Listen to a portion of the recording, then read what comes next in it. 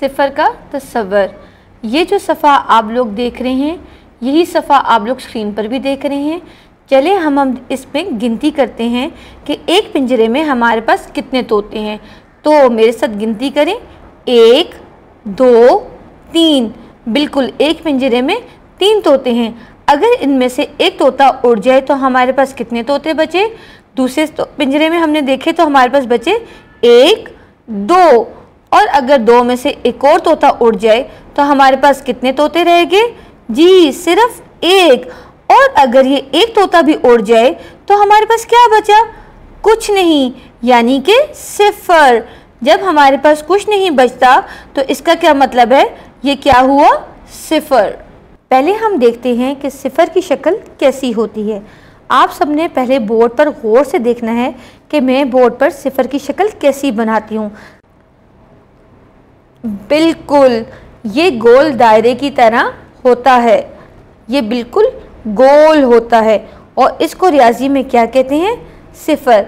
अब आप स्क्रीन पर भी देख सकते हैं कि सिफर की शक्ल कैसी होती है। आपने सिफर की शक्ल को तो पहचान लिया। अब हम तीर की निशान की मदद से देखते हैं कि सिफर को कैसे लिखा जाता है, लेकिन इससे पहले आपने मुझे गौर से देखना है।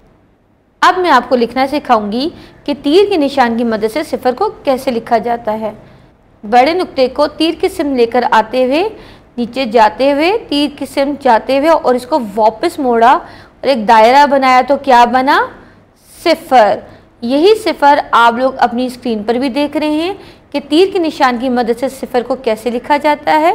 शाबाश जी। ये जो सफ़ा आप लोग देख रहे हैं, 1 से लेकर सिफर तक की गिनती आपको बहुत अच्छे तरीके से लिखनी आ चुकी है। तो अब आप लोग अपनी किताबों पर 1 से लेकर सिफर तक की गिनती लिखें। अब हम अगले सफ़े की तरफ जाते हैं।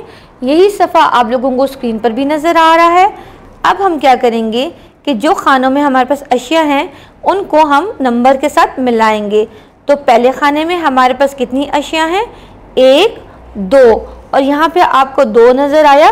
शाबाश, इसको 2 से मिलाएं। यही आप स्क्रीन पर भी देख रहे हैं। अगले खाने में चलते हैं। जी, ये कितनी अशिया हैं? 5। तो हम किससे मिलाएंगे? 5 से। शाबाश।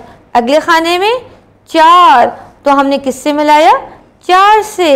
उससे अगले खाने में 6। तो किससे मिलाया? 6 से। उससे अगले खाने में 3। तो हमने किससे मिलाया? 3 से। और उससे अगले खाने में ये 7 है, तो हमने किससे मिलाया? 7 से। और इससे अगले खाने में 1, तो किससे मिलाया? 1 से।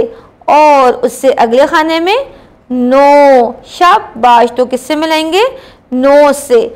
और उससे अगले खाने में 8। तो हमने किससे मिलाया? 8 से। आखिरी खाना तो बिल्कुल खाली है, तो इसका क्या मतलब हुआ? जी जी, बिल्कुल ठीक कहा किसी ने कि जिसमें कुछ नहीं होता उसको हम क्या कहते हैं? सिफर। तो हम इसको किससे मिलाएंगे? सिफर से। शाबाश, सबने बहुत अच्छे तरीके से मिलाया।